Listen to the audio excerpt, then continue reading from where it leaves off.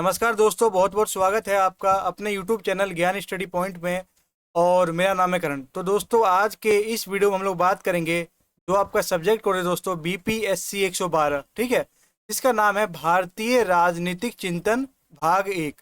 तो इस बुक के अंदर जो भी आपके मोस्ट इंपॉर्टेंट क्वेश्चन बनते हैं जो कि आपके जून 2026 एग्जाम के लिए हेल्पफुल हैं, उस क्वेश्चन को आज के इस वीडियो में हम डिस्कस करने वाले हैं। और आप सभी को पता है दोस्तों कि आपका इग्नू का एग्जाम चल रहा है और जो आपका सब्जेक्ट कोड है BPSC 112, इसका एग्जाम 16 जून 2026 को है। तो इस दिन के पेपर के लिए ये जो वीडियो है बहुत ही ज़्यादा महत्वपूर्ण होने वाली है। और इससे बाहर कुछ नहीं का मतलब यह है, यदि आप हमारे इस वीडियो को देख लेते हो शुरू से लेकर के आखिर तक, तो मेरी गारंटी है कि आपके जो एग्ज़ाम में बहुत ही ज़्यादा अच्छे मार्क्स आएंगे और आपको हर क्वेश्चन बिल्कुल ईजी सा लगेगा। क्योंकि मेरा मकसद है आपको बिल्कुल जीरो से हीरो बनाने का, यानी बेसिक से आपको एडवांस ले जाने का मेरा मकसद है। तो चलिए शुरू करते हैं आज के इस वीडियो को। देखिए दोस्तों, सबसे पहले हम लोग समझेंगे पुस्तक का अर्थ, क्योंकि आप सभी को पता है मेरा पढ़ाने का तरीका बिल्कुल अलग है। मैं आपको जो है पहले पुस्तक का अर्थ बताता हूं ताकि आपको ये पता चल सके कि हम इस बुक के अंदर पढ़ने क्या वाले हैं। यदि आपको ये पता रहेगा कि हम क्या पढ़ने वाले हैं तो आप इजीली किसी भी चीज़ को समझ सकते हो। देखिए, पुस्तक का हमारा नाम क्या है? भारतीय राजनीतिक चिंतन भाग 1। मैं आपको एक चीज़ बता दूं, जो आपका इससे पहले हमने वीडियो प्रोवाइड करवाया था BPSC 114 का, ठीक है, BPSC 114 का, वो कौन सा था? तो नाम तो ये था भारतीय राजनीतिक चिंतन, उसका भाग 2 था और ये भाग 1 है। तो भाग 1 में क्या है दोस्तों कि भाग 1 में अब प्राचीन जो चिंतक थे, प्राचीन भारतीय चिंतक थे, उनके बारे में पढ़ोगे इस पुस्तक में। और जो आपने BPSC 114 में पढ़ा था भाग 2 में, उसमें आपके आधुनिक राजनीतिक चिंतक के बारे में पढ़ा। जो आधुनिक यानी जो 100 साल के करीब वाले थे वो, जैसे आपका नेहरू जी हो गए, सरदार वल्लभ भाई पटेल जी हो गए, भीमराव अंबेडकर जी हो गए। ये आपका आधुनिक बुक में था 114 वाले में। अब ये आपका है भाग 1, ठीक है। इसमें यानी आप ये पढ़ोगे जो प्राचीन, जो बहुत ही प्राचीन समय में जो भारतीय राजनीतिक चिंतक थे उनके बारे में पढ़ोगे। देखिए, भारतीय राजनीतिक चिंतक का अर्थ होता है, अब इस पुस्तक का नाम तो ये है, तो इस पुस्तक में हम क्या पढ़ेंगे उसको समझिए आप। इस पुस्तक में हम भारतीय राजनीतिक विचारों के प्राचीन तत्वों का अध्ययन करेंगे। जो भारतीय राजनीतिक विचार थे उनके प्राचीन तत्वों का अध्ययन करेंगे, यानी जो प्राचीन, बहुत ही पुराने जो लोग थे, जो चिंतक थे, जो राजनीति पर चिंता व्यक्त करते हैं, उनको चिंतक कहा जाता है। जो चिंतक थे उनके बारे में पढ़ेंगे, जो कि कितने पुराने हैं? तो 2 सहस्त्राब्दी। देखो, सहस्त्राब्दी का मतलब होता है 1000 साल, 1000 साल। तो यहाँ पे क्या लिखा है? 2, यानी 2000 साल की बात की, यानी 2000 वर्ष पहले। आपको मैं समझा रहा हूँ। देखिए, इस पुस्तक में हम पढ़ेंगे कि 2000 वर्ष पहले, आज से 2000 वर्ष पहले जो राजनीतिक चिंतक थे, उन्होंने राजनीति के बारे में क्या विचार प्रकट किए, उन्हीं को इस पुस्तक में बताया गया। समझ गए आप दोस्तों? मेरा मकसद रहता है आपको समझाने का, इसलिए मैं आपके लिए बिल्कुल ईजी एक्सप्लेनेशन लाने का प्रयास करता हूँ। अब आपने इतना समझ लिया कि हम क्या पढ़ने वाले हैं। अब देखिए, जो प्राचीन भारतीय राजनीतिक चिंतक थे वो कौन थे? पहला हमारा वेद व्यास जी थे, दूसरा मनु के बारे में पढ़ेंगे, तीसरा कौटिल्य के बारे में पढ़ेंगे। मतलब इस पुस्तक में हम किन किन जो चिंतक है राजनीतिक, उनके बारे में पढ़ने वाले हैं। अगला हमारा जिया उल बर्नी है, अबुल फजल है, अक्का महादेवी है, और आगे बढ़ते हैं। देखिए, और कबीर जी है। इन सभी के बारे में इस पुस्तक में आपको पढ़ाया जाएगा। तो अब शुरू करते हैं अपने इस वीडियो को। मैंने आपको इससे पहले इंट्रोडक्शन इसलिए दिया कि आपको चीज़ें समझ में आए। अब आपने समझ लिया कि हम क्या पढ़ने वाले हैं, तो आप बिल्कुल रेडी हो चुके हो, पढ़ने के लिए बिल्कुल तैयार हो चुके हो। अब मैं क्वेश्चन बताने से पहले आपसे बताना चाहूँगा कि यदि आप वीडियो को देख रहे हो तो प्लीज़ वीडियो को बिल्कुल भी स्किप ना करें। ये मैं आप अपने हित के लिए नहीं बोल रहा हूँ, ये आपके भला के लिए बोल रहा हूँ। पूछो कैसे?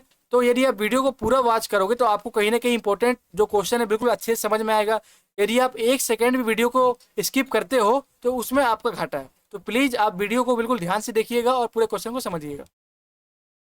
देखिए, पहला क्वेश्चन है हमारा कि राष्ट्रीय सुरक्षा पर कौटिल्य के विचारों को स्पष्ट कीजिए। देखो, पहले आप क्वेश्चन को पढ़ो, उसके बाद आप क्वेश्चन को पहले समझो कि क्वेश्चन पूछ क्या रहा है, उसके बाद आंसर पे हम जाएंगे। देखो, क्वेश्चन पूछ रहा है कि जो राष्ट्रीय सुरक्षा है, जो राष्ट्र की सुरक्षा है, उस पर कौटिल्य के क्या विचार है, उनको हमें बताना है। समझ गए? आप इसका आंसर देखते हैं।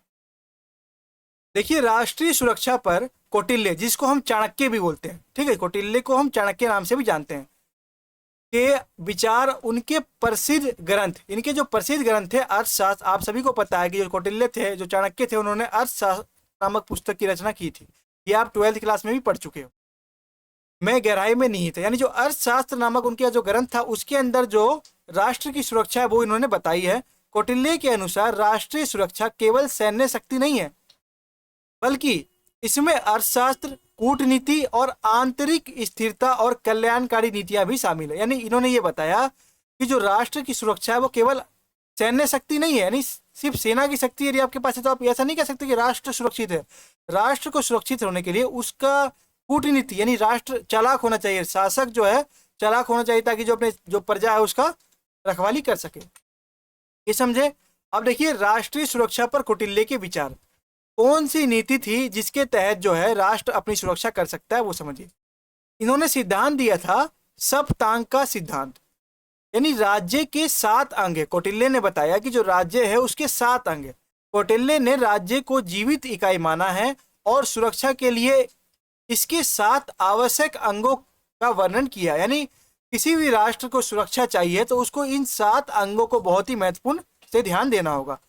पहला हमारा है दोस्तों स्वामी, यानी राजा का सर्वोच्च नेतृत्व और बुद्धिमान और सक्षम होना चाहिए। यानी उन्होंने बताया यदि राष्ट्र को सुरक्षा देना है तो जो राजा है वो कहीं ना कहीं बुद्धिमान, चालाक और साहसी होना चाहिए, तभी तो जो पूरी प्रजा की रक्षा वो कर पाएगा।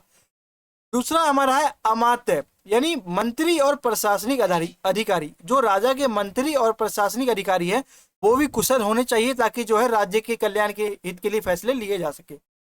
और तीसरा हमारा पॉइंट है दोस्तों जनपद। देखो जनपद का अर्थ है, जनपद 2 शब्दों से मिलकर बना है, जन जमा पद।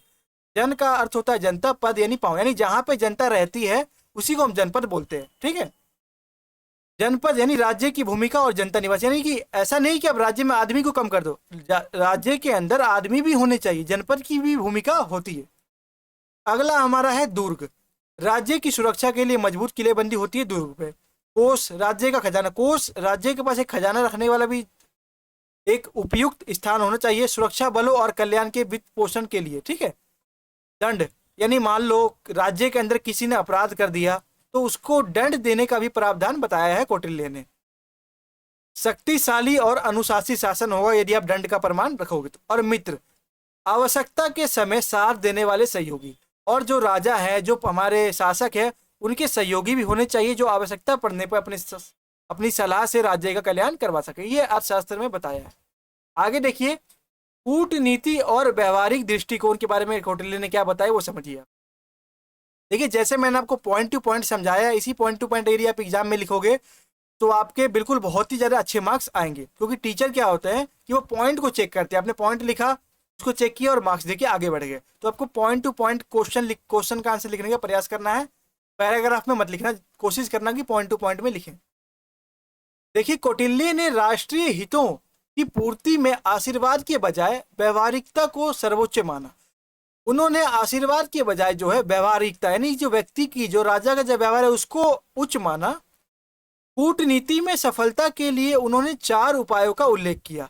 यानी मान लो जो शासक वर्ग है, यदि राज्य पर कोई समस्या आन पड़ती है तो उन्होंने राजा को 4 उपाय दिए और कहा कि इन 4 उपायों का प्रयोग करके आप उस संकट को दूर कीजिए। क्या उपाय थे? तो साम, दाम, दंड और भेद। साम का अर्थ होता है समझना, दाम का अर्थ होता है आर्थिक सहायता और भेद का अर्थ होता है फूट डालना, और दंड का होता है अर्थ बल प्रयोग। यानी इसका अर्थ यही है कि इन्होंने बताया कि जो राजा होता है वो अपनी प्रजा के हित के लिए हर उपयुक्त जो परिस्थिति है उसका प्रयोग कर सकता है। वो पहले तो मान लो कोई व्यक्ति नहीं मान रहा है उसको समझाएगा, उसको कुछ सहायता देगा, फिर आपसी में उसको लड़वा भी सकता है राजा, और अंत में यदि वो कुछ भी नहीं समझता है तो बल प्रयोग से भी राजा जो है उस पर अपना नियंत्रण कायम कर सकता है। ये कूटनीति के बारे में बताया रखी इन्होंने तो कौटिल्य जी ने। अब हम समझेंगे आपका जो अगला पॉइंट है वो है आंतरिक सुरक्षा और गुप्तचर की व्यवस्था। बाहरी आक्रमणों के साथ साथ आंतरिक विद्रोह का दमन करना। उन्होंने बताया बाहरी आक्रमणों का तो राजा ध्यान देता ही है, लेकिन जो आंतरिक, जो देश के अंदर आक्रमण हो रहे हैं, जो नीति खराब हो रही है, उनका भी ध्यान रखना चाहिए। सुरक्षा नीति का महत्वपूर्ण हिस्सा था। इसके लिए उन्होंने मजबूत जासूस व्यवस्था, उन्होंने बताया कि राज्य के अंदर राजा को एक जासूस रखना चाहिए जो राज्य की पूरी देखभाल करे, और मनोवैज्ञानिक युद्ध का समर्थन किया ताकि जनता की नब्ज पर नियंत्रण रखी जा सके। ठीक है। अब दोस्तों हमारा दूसरा प्रश्न है जिया उल बर्नी के राजधर्म का विवेचन कीजिए। जो जिया उल बर्नी थे उनके राजधर्म यानी राजा का जो धर्म है उनके बारे में उन्होंने क्या बताया वो आपको बताना है। ये वेरी मोस्ट इंपोर्टेंट क्वेश्चन है दोस्तों, ये जो इग्नू के एग्जाम में बहुत बार रिपीट हो चुका है, तो इसको ध्यान से देखिएगा। देखिए, मध्यकालीन भारतीय इतिहास के प्रसिद्ध राजनीतिक विचारक, मध्यकालीन भारतीय इतिहास के प्रसिद्ध राजनीतिक विचारक थे कौन? तो जिया उल बर्नी ने अपनी प्रमुख रचना फतवा ए जहांगीरी में राजधर्म यानी सुल्तान की कर्तव्य, राजधर्म का अर्थ इन्होंने बताया है कि जो सुल्तान होता है उनकी क्या कर्तव्य होता है, उनका विस्तार से वर्णन किया है। उनके अनुसार सुल्तान का मुख्य कर्तव्य होता है शरियत का पालन। देखो, शरियत जिसको हम शरिया बोलते हैं, ये मुसलमान धर्म का एक कानून है जो कि मुसलमान लोग मानते हैं। न्याय की स्थापना और राज्य की सुरक्षा करना है। ठीक है जी, आगे बढ़ते हैं। देखिए, जिया उल बर्नी के राजधर्म के सिद्धांत ये समझिए, यानी इन्होंने बताया कि जो किसी भी राज्य पर जो राजा होता है उसके क्या धर्म है, उसके प्रजा के प्रति उसके क्या दायित्व, क्या कर्तव्य है, उसी को इस क्वेश्चन में बताना है। मैं आपको इजी वर्ड में समझाने का प्रयास करता हूं ताकि आपको चीजें समझ में आए, आपको रटवाना मेरा मकसद नहीं है। देखो, पहले इन्होंने बताया कि शरियत, जिसको हम लोग शरिया भी कह देते हैं, ठीक है, तो शरियत की सर्वोच्चता। बर्नी के अनुसार राजधर्म का आधार शरियत यानी एक इस्लामी कानून था। सुल्तान को शरियत के नियमों को सख्ती से पालन करना चाहिए। जो शरिया के नियम बताए गए थे इस्लाम धर्म में, उसको सख्ती से पालन करवाना है। किसको? तो राजा को, जनता से। ठीक है, और धर्म तथा राजनीति को एक दूसरे का पूरक यानी जुड़वा माने। धर्म और राजनीति को अलग ना माने, बिल्कुल एक दूसरे के पूरक माने, समकालीन माने। अगला इन्होंने बताया जो राजा के पास क्या गुण होने चाहिए, तो कल्याणकारी और कठोर न्याय। इन्होंने राजा को बोला कि आप कल्याण के लिए कोई भी कठोर न्याय भी ले सकते हो। राजा को निष्पक्ष होना चाहिए। बर्नी जी ने बताया कि राजा को निष्पक्ष होना चाहिए, किसी भी विशेष वर्ग का पक्ष लेने वाला राजा नहीं होना चाहिए। न्याय की व्यवस्था राज्य की स्थिरता के लिए आवश्यक है। उन्होंने आपातकाल यानी अकाल या बाढ़ में किसानों को कर टैक्स में राहत देने की सलाह दी। उन्होंने बताया यदि मान लो किसी भी क्षेत्र पर किसी आपातकाल लग जाती है, आपात हो जाता है, बाढ़ आ जाता है, सूखा पड़ जाता है, तो वहां पर कहीं ना कहीं जो राजा है उसको किसानों को टैक्स में राहत देने के लिए बात कही है। यह एक कल्याणकारी दृष्टिकोण है, इससे राष्ट्र का जो है कल्याण होगा। अब देखते हैं अगला पॉइंट है हमारा कि उच्च कुलीनता का समर्थन। बर्नी एक रूढ़िवादी और संभ्रांत अभिजात वर्ग के समर्थक थे। उनका मानना था कि उच्च कुल में जन्मे लोग ही शासन करने और ऊंचे प्रशासनिक पदों के योग्य होते हैं। उन्होंने नीच समझे जाने वाले लोगों को सत्ता से दूर रखने की वकालत की। उन्होंने कहीं ना कहीं जो नीच जो लोग हैं, इन्होंने भी कहीं ना कहीं आप कह सकते हो कि जो ऊंच नीच के प्रति इनका भी जो है सक्रिय योगदान था। ये कहीं ना कहीं ऊंच नीच को बहुत ज़्यादा मानते थे और इन्होंने बताया कि जो नीच लोग हैं उनको सत्ता से दूर रखने की इन्होंने वकालत की, जो कि कहीं ना कहीं आज के समय में गलत है। सभी को समान मानना चाहिए। अब चूंकि आप सभी जानते हो ये 2000 साल पुरानी बातें हो रही है, तो कहीं ना कहीं पुराने जमाने में तो जानते हो जो लोगों का विचार था वो अलग ही था। अगला पॉइंट है हमारा जिहाद और गैर मुसलमानों के प्रतिनिधि। अब इन्होंने शासक को ये बताया कि जो गैर मुसलमान, जिहाद का देखो अर्थ होता है, इन्होंने बताया कि जो गैर मुसलमान है उनके प्रति राजा की क्या प्रतिक्रिया होनी चाहिए वो बताया। देखो, उनकी राजधर्म की अवधारणा काफी कट्टर थी। वो राजधर्म के प्रति बहुत ही ज्यादा कट्टर थे। फतवा ए जहांगीरी में उन्होंने सुझाव दिया कि शासक को अपने धर्म को सर्वोच्च रखने के लिए गैर मुसलमानों यानी काफिरों, जो गैर मुसलमान थे उनको उन्होंने इनको काफिरों बताया से जजिया वसूलना चाहिए। जजिया क्या था? तो ये एक कर था जो गैर मुसलमान यानी जो मुसलमान नहीं थे उनसे टैक्स वसूला जाता था और उन्हें इस्लाम की श्रेष्ठता के अधीन रखना चाहिए। जो गैर मुसलमान है उनसे एक जजिया टैक्स वसूला जाएगा और उनको इस्लाम धर्म के अधीन ही रखा जाएगा, उन्होंने ये बताया। अब तीसरा प्रश्न है दोस्तों कि अबुल फजल के दिन ए इलाही पर टिप्पणी लिखिए। तो दिन ए इलाही मुगल सम्राट अकबर द्वारा प्रतिपादित एक समन्वयवादी विचारधारा थी जिसे उनके दरबारी विद्यमान और अबुल फजल ने मुख्य रूप से तौहीद ए इलाही यानी ईश्वरीय एकता यानी ईश्वर की एकता के बारे में इस वाक्य में बताया गया है। ये सभी धर्मों के मूल तत्वों को मिलाकर धार्मिक सौहार्द स्थापित करने का एक राजनीतिक धार्मिक प्रयोग था। ठीक है, आगे समझते हैं। देखिए, अबुल फजल के दिन ए इलाही पर टिप्पणी, इनका उद्देश्य और दर्शन क्या? देखो, इसका लक्ष्य था सुलह कुल, ठीक है, सुलह कुल, इसका अर्थ होता है सार्वभौमिक शांति, यानी सभी जो देश के अंदर जो लोग हैं सभी के अंदर शांति उत्पन्न की जाए, की नीति को बढ़ावा देना था। अबुल फजल का मानना था कि कोई भी एक धर्म सत्य का एकाधिकार नहीं रख सकता, इसलिए इसमें इस्लाम, हिंदू धर्म, जैन धर्म, पारसी और ईसाई धर्म की अच्छी बातों को शामिल किया गया, यानी इस कहीं ना कहीं इसमें सभी धर्मों को महान बताया गया। अकबर की भूमिका, और इसमें अकबर की भूमिका क्या थी वो समझिए आप। तो इस विचारधारा के तहत बादशाह को पृथ्वी पर ईश्वर का प्रतिनिधि माना गया। अबुल फजल स्वयं इसके प्रमुख अनुयायी और पुरोहित थे। तीसरा इन्होंने बताया कि सिद्धांत और नियम क्या बताया वो समझिए आप। तो इसके जो अनुयायी थे, जो केले चपाटे थे, जो कर्मचारी थे, उनको सूर्य की उपासना, दान देने, शाकाहार अपनाने और सभी धर्मों के प्रति सहिष्णु यानी अच्छी भावना रखने के लिए इन्होंने प्रेरित किया। प्रकृति और आलोचना, अबुल फजल द्वारा प्रतिपादित यह विचार मूलतः एक उदार राजनीतिक विचारधारा थी। हालांकि यह एक धर्म के रूप में असफल रहा, ये एक किसी धर्म के रूप में असफल रहा, परंतु बीरबल को छोड़कर अधिकांश हिंदू दरबारियों या मुस्लिम उलमाओं ने इसे नहीं अपनाया। अकबर की मृत्यु के साथ ही ये जो विचारधारा थी वो समाप्त हो गई। जब अकबर जी की मृत्यु हुई तो उनके साथ ही ये विचारधारा समाप्त हो जाती। अब चौथा प्रश्न है दोस्तों आपका कि महिलाओं पर कबीर के विचारों की विवेचना कीजिए। Very very most important question है दोस्तों, ये इग्नू के एग्जाम में काफी बार रिपीट हुआ है, इसलिए ध्यान से देखिएगा। इसमें ये पूछ रहा है कि जो महिलाएं हैं उन पे कबीर जी की क्या प्रतिक्रिया, नहीं कबीर जी ने महिलाओं को समाज में क्या समझा, क्या उन पे प्रतिक्रिया व्यक्त की, वो आपको बताना है। देखो, संत कबीर दास के महिलाओं के प्रति विचार विरोधाभासों से भरे हैं। जहां एक और उन्होंने आध्यात्मिक स्तर पर स्त्री पुरुष की समानता का समर्थन किया। इसमें विरोधाभास क्या है कि उन्होंने दो पक्षीय बात की, मतलब दो मुहा इन्होंने बात किया। एक तरफ तो महिलाओं का समर्थन भी करते हैं और दूसरी तरफ महिलाओं की बुराई भी करते हैं। वहीं दूसरी ओर उनकी रचनाओं में तत्कालीन सत्तात्मक सामाजिक रूढ़ियों और नारी विरोधी दृष्टिकोणों की झलक भी मिलती है। यानी कहीं ना कहीं आप कह सकते हो कि जो कबीर जी है वो दोहरी नीति का प्रयोग करते हैं। एक तरफ महिलाओं को अच्छा भी बताते हैं और एक तरफ महिलाओं को खराब भी बताते हैं। वो कैसे बताते हैं वो हम आगे समझेंगे। देखिए, महिलाओं पर कबीर जी के क्या विचार है वो समझते हैं। पहला विचार बताया कि आत्मा की समानता। कबीर ने स्त्री और पुरुष के बीच आत्मा की समानता पर बल दिया है। उनके अनुसार ईश्वर की प्राप्ति और आध्यात्मिक उन्नति के लिए महिला और पुरुष दोनों समान रूप से सक्षम है। उन्होंने बताया कि ईश्वर की प्राप्ति के लिए महिला और जो पुरुष है उन दोनों में किसी भी प्रकार का भेदभाव नहीं करना चाहिए, दोनों ही सक्षम है ईश्वर की प्राप्ति करने के लिए। यह इन्होंने बताया आत्मा की समानता में। दूसरा इन्होंने बताया कि स्त्री रूप में भक्त।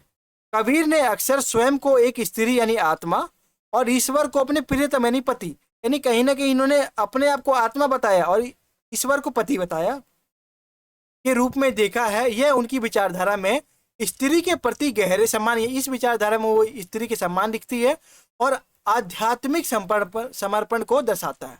समझ गए आप। तीसरा इन्होंने बताया बाधक के रूप में। अब देखो, ये दो इन्होंने क्या बताया, प्लस पॉइंट बताए महिलाओं के, अब एक माइनस पॉइंट बता रहे हैं, इसलिए इसको दोहरी नीति बताया जाता है कि कबीर जी ने महिलाओं पर एक प्लस पॉइंट भी बताया और एक माइनस पॉइंट भी बताया। अब इन्होंने महिलाओं को बाधक भी बताया। कई स्थानों पर कबीर ने सांसारिक मोहमाया और वासना से जोड़कर स्त्री को भक्ति के मार्ग में बाधक बताया। उन्होंने बताया कि नारी को नरक का द्वार, बताओ, नारी को इन्होंने नरक भी बता दिया, या कामिनी नागिनी कहकर संबोधित किया। बताओ, इतना इन्होंने महिलाओं को बुरा बोला, क्योंकि उनका मानना था कि नारी का आकर्षण पुरुष को ईश्वर से भटकाता है। ये कहते थे जो आदमी होता है उनका ध्यान जब महिलाओं के ऊपर जाता है तो कहीं ना कहीं जो ईश्वर के प्रति उनकी जो भावना वो कम हो जाती है। एक माइनस पॉइंट बताया महिलाओं के बारे में, लेकिन ऐसा आज के समय में नहीं है। पुरुष और महिला दोनों समान है, दोनों का विकास होना चाहिए। पांचवा क्वेश्चन है कि संप्रभुता पर अबुल फजल के विचारों को स्पष्ट कीजिए। जो देखो, संप्रभुता का अर्थ होता है खुद का अपना प्रभु, यानी कि अपना खुद का राज। संप्रभु यानी कि मेरी खुद की चॉइस या खुद का दबदबा, ठीक है। तो संप्रभुता पर अबुल फजल के क्या विचार थे वो आपको बताने। तो अबुल फजल ने अपनी प्रसिद्ध पुस्तक आईने अकबरी, अबुल फजल ने एक प्रसिद्ध पुस्तक लिखा था आईने अकबरी। इसमें संप्रभुता का एक विस्तृत सिद्धांत इन्होंने प्रस्तुत किया।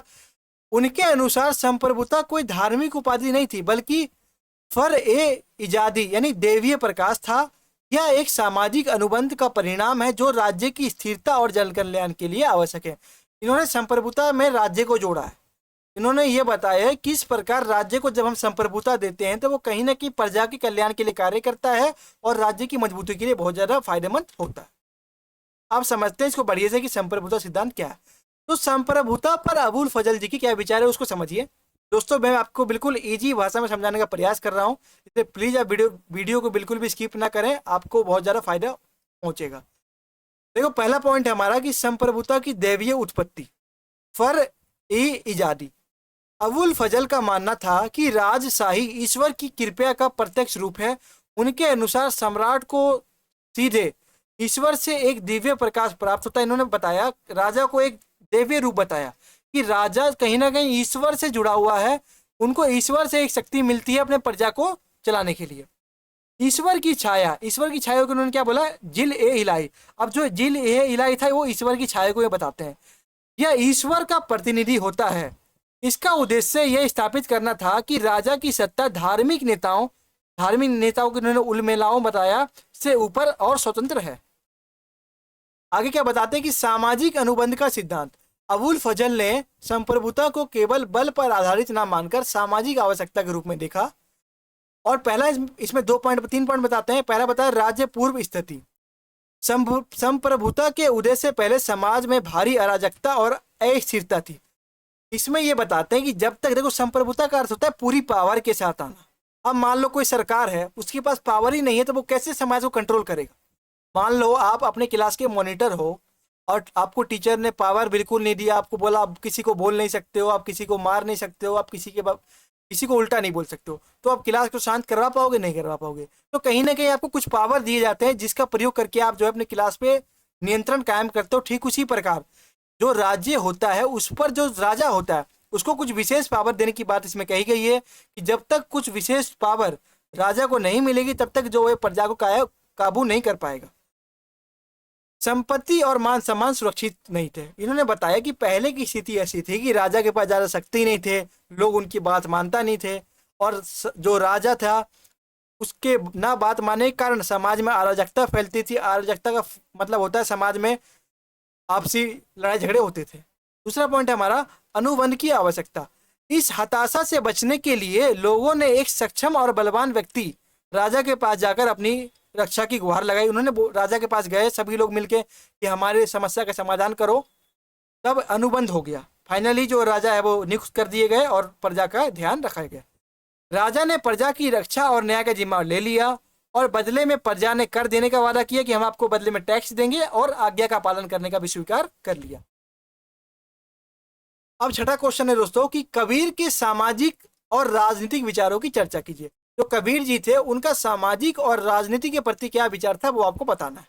देखिए मध्यकालीन संत कबीरदास केवल एक धार्मिक कवि नहीं थे बल्कि एक महान समाज सुधारक भी थे और राजनीतिक चिंतक भी थे। आपने पढ़ा, क्योंकि अपनी रचनाओं के माध्यम से उन्होंने जाति पाति, धार्मिक पाखंडों और शोषक राज्य सत्ता का कड़ा विरोध किया। उन्होंने जाति पात का विरोध किया है, धार्मिक जो पाखंड है उनका विरोध किया और जो शोषक वर्ग होते हैं, जो शोषक राजा होते हैं उनका भी उन्होंने विरोध किया। एक समता मूलक यानी एक ऐसे समाज की परिकल्पना की है जो पूरे देश के लिए समाज हो, शोषण मुक्त समाज की बात की है और आदर्श समाज की परिकल्पना प्रस्तुत की किन्होंने, तो कबीर जी ने। अब समझते हैं हम कबीर जी के सामाजिक विचार क्या थे, यानी समाज पर कबीर जी कैसा समाज चाहते थे वो आपसे ये पूछ रहा है। ये टॉपिक का मतलब ये है। मैं दोस्तों आपको टॉपिक का मतलब इसलिए बताता हूँ कि आपको चीजें समझ में, आपको रटवाना नहीं, आपको समझाना है। देखो पहला पॉइंट है कि जाति पाति और वर्ण व्यवस्था का विरोध। कबीर जी ने बताया कि यदि हमको एक उच्च और एक बढ़िया समाज की स्थापना करनी है तो हमें जाति व्यवस्था को हटाना पड़ेगा और वर्ण व्यवस्था, क्योंकि प्राचीन समय में 4 वर्ण थे, उनको तोड़ना पड़ेगा। कबीर ने जन्म आधारित ऊंच नीच और वर्ण व्यवस्था को नकारा और ईश्वर की दृष्टि में सभी मनुष्य समान है। कबीर जी ने बताया यदि हमें समाज का कल्याण करना है, समाज का विकास करना है तो समाज में ऊंच नीच हमें नहीं देखना है, जाति व्यवस्था हमें नहीं देखनी और वर्ण व्यवस्था जो 4 वर्ण थे, ब्राह्मण, वैश्य, शूद्र और क्षत्रिय, ये चारों वर्ण को हमें नहीं देखना है। मतलब हम सबको समाज में एक समान रहना है और ईश्वर की आराधना करनी है। ठीक है। दूसरा इन्होंने बताया समाज को कैसे हम आगे बढ़ा सकते हैं, धार्मिक पाखंड, जो धर्म के नाम पर जो पाखंड होते हैं और आडंबरों पर प्रहार किया, जो धार्मिक कुरीतियां हैं उन पे इन्होंने कड़ा विरोध किया। देखिए, उन्होंने हिंदू और मुस्लिम दोनों धर्मों में व्याप्त दिखावे जैसे कि मूर्ति पूजा, तीर्थ यात्रा, रोजा, नमाज और अंधविश्वासों का कड़ा विरोध किया। अब इन्होंने क्या किया कि ये कहीं ना कहीं निर्गुण भक्ति धारा के संपर्क थे। ये कहीं ना कहीं जो है ईश्वर को निराकार मानते थे, साकार नहीं निराकार मानते थे, जिसमें इनका कहना था कि ईश्वर हर कण में है। यानी इन्होंने मूर्ति पूजा, तीर्थ यात्रा, रोजा वगैरह का इन्होंने विरोध किया, क्योंकि पुराने कवि थे। अब सबका अपना अपना विचार होता है, अब क्या कर सकते हैं। उनके अनुसार सच्ची भक्ति, प्रेम और सदाचार है। उन्होंने बताया कि यदि हम सच्चे ईश्वर को मनाना चाहते हैं तो हमारे अंदर प्रेम की भावना होनी चाहिए और सदाचार। देखो, सदाचार का अर्थ होता है सदा यानी अच्छा, आचार यानी व्यवहार, यानी आपका अच्छा व्यवहार ही सदाचार कहलाता है। ये बताइए। अगला बताया, यदि हमें समाज को, इन्होंने देखो सामाजिक विचार का मतलब है कि समाज को हम कैसे आगे बढ़ा सके उसके बारे में समझाना होता है। तो हिंदू मुस्लिम एकता, यदि समाज को एक हमें आगे बढ़ाना है तो देश में एकता होनी चाहिए। ठीक है, कबीर ने दोनों धर्मों के समन्वय का प्रयास किया।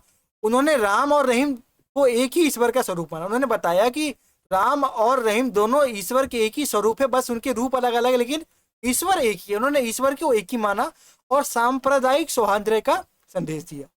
अगला इन्होंने पॉइंट बताया, श्रम की महत्ता, यानी जो लेबर होते हैं, जो मजदूर होते हैं, उनकी क्या महत्व है।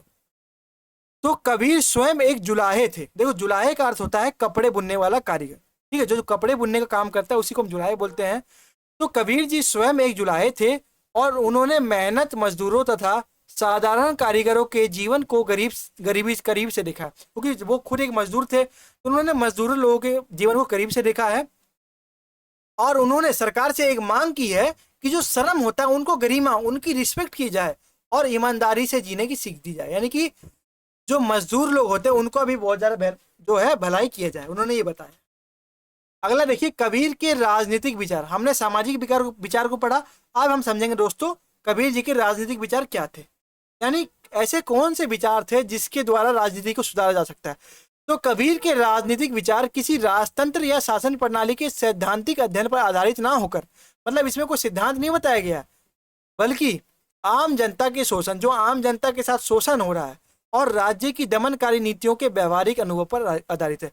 इसमें कबीर जी ये बता रहे हैं कि राजनीति का अर्थ ये इसमें ये नहीं बताया कि केवल आप कानून बनाओ, ये करो, जबकि इन्होंने ये बताया कि जो समाज में जो लोगों के साथ शोषण हो रहा है और जो दमनकारी नीतियां हैं उनको किस प्रकार से तोड़ा जाए और जन कल्याण किया जाए, वो इसकी बात करते हैं राजनीति के तहत। देवीय राजस्व के सिद्धांत का खंडन। कबीर ने राजाओं के उस दावे को पूरी तरह से नकार दिया जिसमें वे स्वयं को ईश्वर का प्रतिनिधि या ईश्वर का नियुक्ति मानते हैं। उन्होंने बोला कि ईश्वर का जो नियुक्ति, जो ईश्वर के प्रतिनिधि स्वयं राजा अपने आप को बताते हैं, उनको इन्होंने नकारा। उन्होंने यथार्थवाद पे भी जोर दिया कि जो वर्तमान समय में व्यक्ति के ऊपर समस्या चल रही है उन समस्या का समाधान किया जाए। आगे देखते हैं, दूसरा पॉइंट है राजा और प्रजा की समानता। उन्होंने बताया राजा और प्रजा दोनों एक समान है, दोनों को एक समान समझना चाहिए। उनके राजनीतिक दृष्टिकोण में राजा और सामान्य जन दोनों समान थे। उनका मानना था कि संप्रभुता का वास्तविक स्रोत है जन कल्याण, यानी संप्रभुता तभी ही एक सक्षम रूप से लागू हो सकती है जब हर व्यक्ति का, समाज में एक गरीब से गरीब और अमीर से अमीर व्यक्ति का कल्याण हो, तभी ही समाज की भलाई होगी। शोषक राज्य सत्ता की आलोचना की। जो शोषक वर्ग होते उनको इन्होंने आलोचना की कि उन्होंने गलत बताया।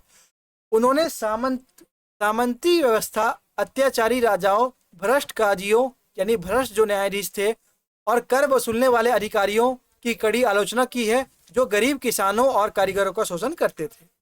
समझ गए दोस्तों।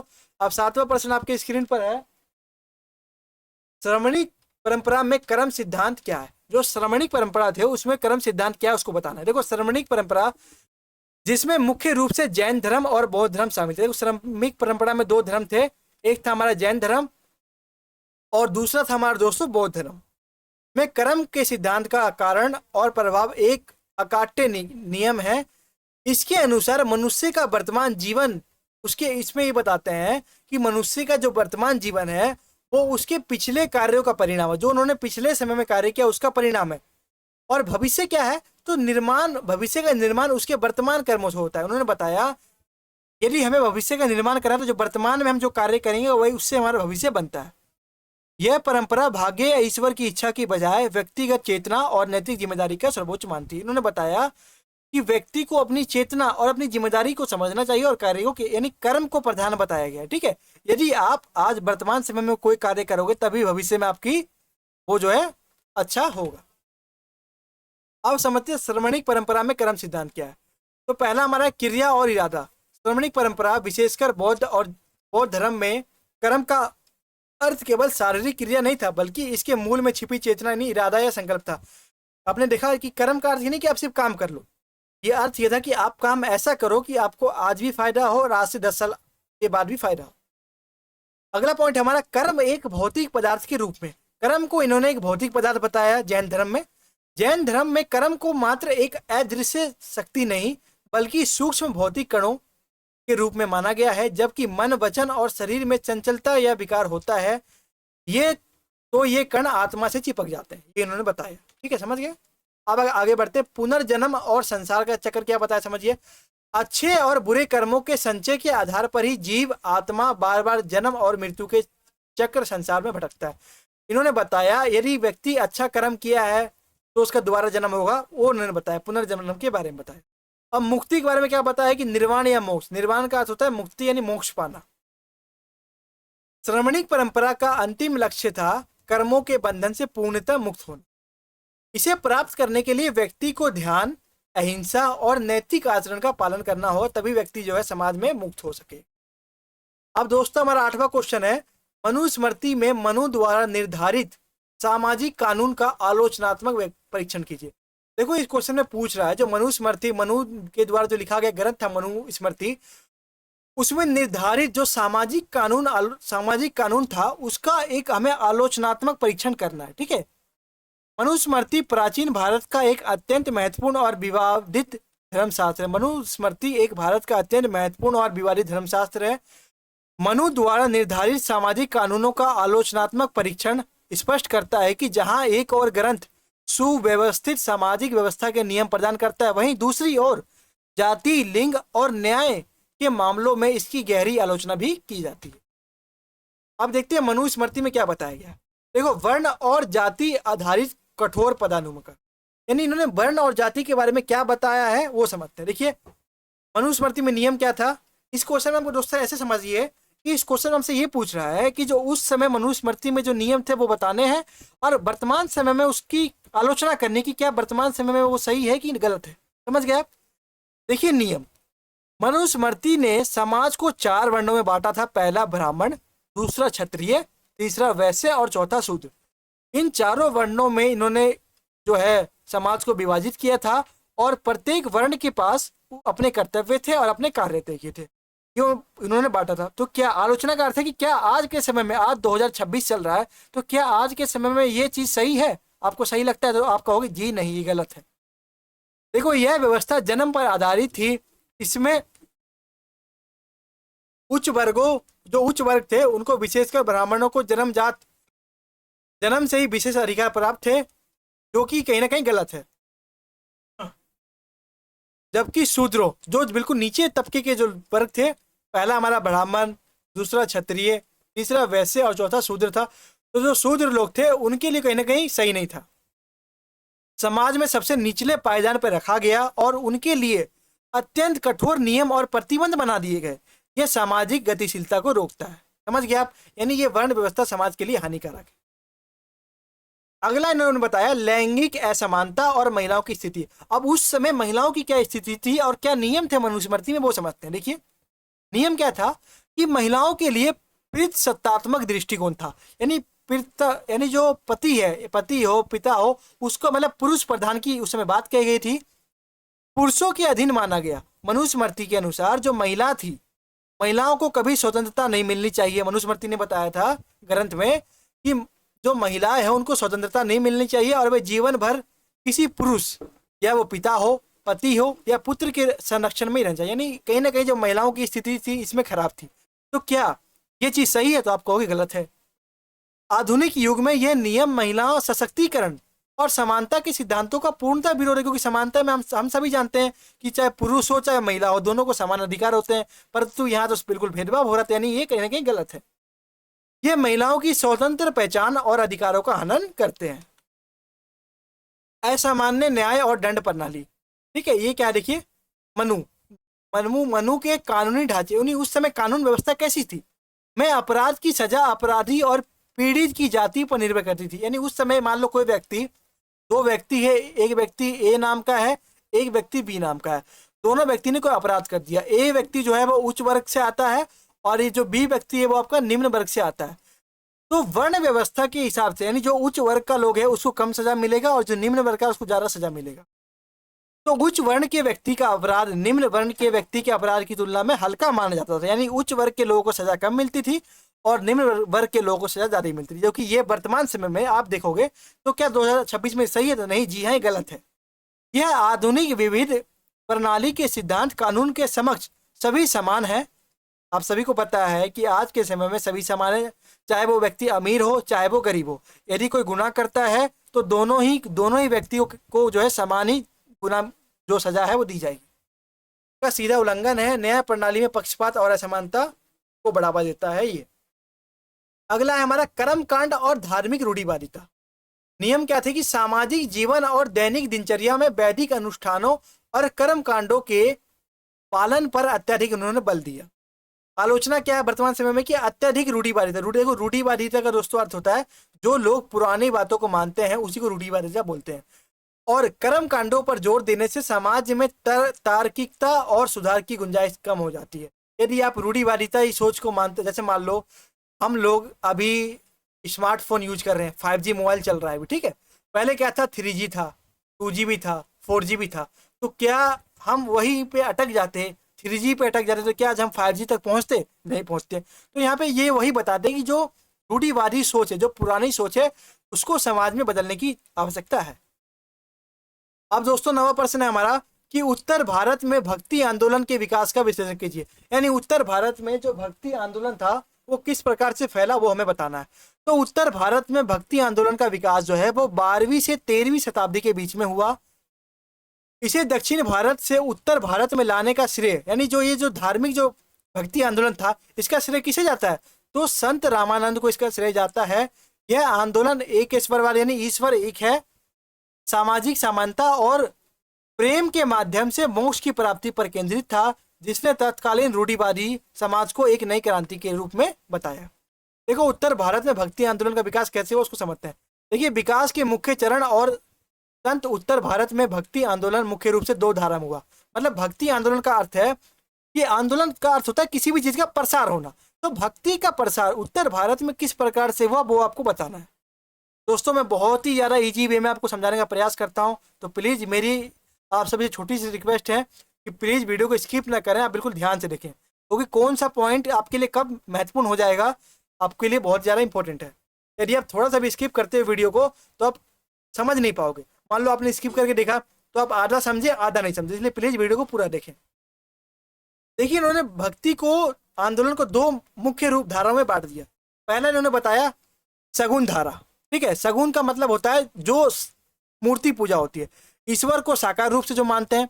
इसके प्रमुख संत कौन थे? तो तुलसीदास, सूरदास, मीराबाई, ये इनके प्रमुख विचारक या फिर प्रमुख समर्थक थे, जिन्होंने भगवान राम और कृष्ण के प्रति अटूट प्रेम और समर्पण को मोक्ष का मार्ग बताया। और दूसरा था निर्गुण धारा, यानी इसमें ईश्वर को निराकार बताया गया, यानी इसमें मूर्ति पूजा का विरोध किया गया। इसमें संत कबीर जी आ जाते हैं, गुरु नानक जी आ जाते हैं और रैदास जैसे संत शामिल थे, जिन्होंने जाति पाति और मूर्ति पूजा और कर्म कांडों का घोर विरोध किया। यानी दो धारा थी, पहला सगुन धारा और दूसरा निर्गुण। सगुन में मूर्ति पूजा को बताया गया है कि भगवान की मूर्ति की पूजा होनी चाहिए, भगवान जी को साकार बताया गया है। और निर्गुण जो भक्ति धारा है इसमें भगवान को निराकार बताया गया कि भगवान जो है वो हर एक रूप में विद्यमान है, इसकी हम निराकार पूजा करते हैं। आगे देखिए विकास के कारण, अब इसकी विकास हुई कि नहीं वो देखिए। सामाजिक असमानता, तत्कालीन समाज में व्याप्त कठोर जाति व्यवस्था, छुआछूत और ब्राह्मणवादी वर्चस्व के कारण निचले वर्ग का शोषण हो रहा था। धार्मिक आडंबर, कर्म कांडों और बलि प्रथा और जटिल संस्कृत भाषा के प्रयोग ने आम जनमानस को धर्म से दूर कर दिया था। ठीक है, ये सब चीजें कमी थी जिस कारण से ये आंदोलन किया गया। इस्लाम का प्रभाव हो रहा था, उत्तर भारत में तुर्क सल्तनत की स्थापना हुई और सूफी संतों के संपर्क में एक ईश्वरवाद और भाईचारे के विचारों को लोकप्रिय बनाया गया, जिससे हिंदू धर्म में सुधारकों को प्रेरित किया गया। अब विकास की प्रमुख विशेषता क्या थी, देखिए कि क्षेत्रीय भाषाओं का प्रयोग। संतों ने संस्कृत के बजाय आम बोलचाल की भाषाओं जैसे अवधी, ब्रज, हिंदी और पंजाबी जैसे भाषाओं का प्रयोग किया। इससे यह आंदोलन आम जनता तक पहुंच गया। देखो कहीं ना कहीं जो समाज में ये जो भक्ति के प्रति आंदोलन है, यह आम जनता तक कैसे पहुंचाया जाए, तो हर भाषा में इसका प्रयोग किया गया। सामाजिक समानता के लिए देखो, इन संतों ने जाति, धर्म और लिंग को भेद को मिटाकर सभी को समान माना। और मीराबाई राजपूत की महिला थी और रैदास चमत्कार थे, वो एक पूजनीय होने का बहुत बड़ा उदाहरण माना। गुरु की महिमा, इन सभी संतों ने ईश्वर तक पहुंचने के लिए गुरु के मार्गदर्शन को महत्वपूर्ण समझा। अब दोस्तों हमारा 10वां प्रश्न है, अक्का की नारीवादी ज्ञान मीमांसा। देखो ज्ञान मीमांसा का अर्थ होता है विश्लेषण करना। ठीक है, देखो दोस्तों मेरा मतलब वीडियो बनाने का यही है कि आपको हर वर्ड का, हर शब्द का मीनिंग पता हो, ताकि आपको जो है क्वेश्चन समझ में आए। देखो ज्ञान मीमांसा का मतलब होता है विश्लेषण करना, यानी किसी भी चीज के बारे में पूरा शुरू से लेकर आखिर तक बताना कि उस चीज का निर्माण कैसे हुआ, उसके फायदे नुकसान सब बताना। तो अक्का की नारीवादी, जो महिलाओं के प्रति क्या उनके विचार थे वो आपको बताना, यानी महिलाओं के प्रति नारीवादी क्या विचार थे वो आपको बताना। तो 12वीं शताब्दी की प्रमुख कन्नड़ कवियत्री और लिंगायत संत अक्का महादेवी का वचन जो है वो साहित्य भारतीय नारीवादी ज्ञान मीमांसा एक सशक्त उदाहरण है। उनकी ज्ञान मीमांसा पितृसत्तात्मक मानदंडों की आलोचना, यानी जो पुरुष प्रधान समाज थे उसकी आलोचना करती है, और लैंगिक रूढ़ियों, जो पुरुष और महिला में जो भेदभाव उनकी आलोचना करती है, और शिव के प्रति उनके सीधे व्यक्तिगत आध्यात्मिक अनुभव पर ध्यान केंद्रित करती है। देखिए अक्का की नारीवादी दृष्टिकोण के प्रमुख पहलू क्या थे।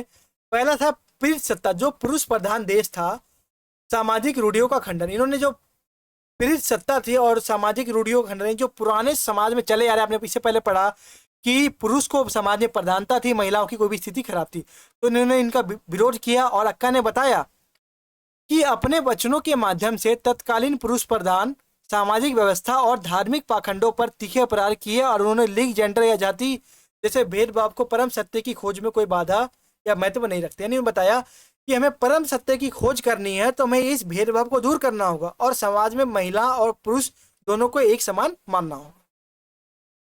अब आगे इन्होंने बताया कि दैवीय मिलन और लैंगिक मुक्ति। उन्होंने सांसारिक विवाह को अस्वीकार कर स्वयं को ईश्वर की पत्नी के रूप में बताया। जो अक्का जी जो थे उन्होंने खुद ही को ईश्वर के रूप में बता दिया, पति के रूप में बता दिया। इस आध्यात्मिक समर्पण ने उन्हें सांसारिक पतियों और सत्तात्मक नियंत्रण से मुक्त कर दिया गया। और अनुभव आधारित ज्ञान, नारीवादी ज्ञान सीमा, अनुभव और स्थिजन्य ज्ञान को महत्व देती है, और अक्का के लिए सत्य किताबी रूढ़िवादिता ज्ञान नहीं। उन्होंने रूढ़िवादी जो पुरानी सोच का उनको महत्व नहीं दिया, बल्कि उनका अपना भोगा हुआ आध्यात्मिक और भावनात्मक अनुभव ही था। तो दोस्तों ये था हमारा आज का वीडियो। आई होप सो कि आपको ये वीडियो बहुत ही अच्छा लगा हो। तो थैंक्स फॉर वॉचिंग सभी को वीडियो पूरा वॉच करने के लिए। और वीडियो अच्छा लगा हो तो वीडियो को एक लाइक जरूर करें। आपका एक लाइक हमें बहुत ही ज़्यादा मोटिवेट करता है और नई वीडियोस बनाने के लिए। तो प्लीज़ वीडियो को लाइक जरूर करें और अपने साथियों के साथ शेयर करें ताकि उनका भी भला हो सके, उनके भी अच्छे मार्क्स आ सकें। और कमेंट में अपना एक फीडबैक जरूर बताएं कि आपको वीडियो कैसा लगा। आपका एक कमेंट से हम बहुत ज़्यादा मोटिवेट होते हैं अगले वीडियो को बनाने के लिए। और चैनल पे नए हैं, पहली बार चैनल पे विजिट कर रहे हैं, तो चैनल को सब्सक्राइब कर लीजिएगा और बेल आइकन पर क्लिक करके ऑल पे सेट कर लीजिएगा, जिससे आने वाले नए वीडियोस की नोटिफिकेशन आपके पास सबसे पहले पहुंच सके। और मेरी तरफ से जो आपका एग्ज़ाम होने वाला है दोस्तों BPSC 112 का 16 जून को, उसके लिए बहुत ही ज़्यादा ढेरों शुभकामनाएं। आपका एग्ज़ाम बहुत ही अच्छा जाए और आपके एग्ज़ाम में अच्छे मार्क्स आएँ। तो मिलते हैं अगले किसी और वीडियो के लिए, तब तक के लिए सभी को थैंक्स फॉर वॉचिंग। जय हिंद, जय भारत।